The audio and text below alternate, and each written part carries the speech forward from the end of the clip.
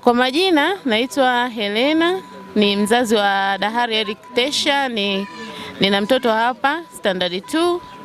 Kikao cha leo mimi kwanza kimenifurahisha, kilikuwa ni kikao kizuri kwa sababu kilikuwa na ushirikiano kati ya wazazi, walimu na pia na wakuu wa shule pamoja na mkurugenzi.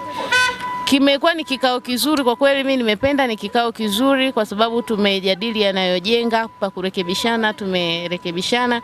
Yote hii ni kwa ajili ya kuboresha, sio kuboresha tu shule, hata ubora wa elimu kwa ajili ya watoto wetu.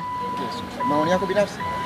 Maoni yangu binafsi, wazazi tusiache kushirikiana na walimu ili kuboresha pia, kwa sababu academic performance ni ushirikiano kati ya walimu na wazazi. Kwa hiyo hata wazazi tukiwa nyumbani tusiache kushirikiana vizuri na walimu ambao wanawafundisha watoto wetu.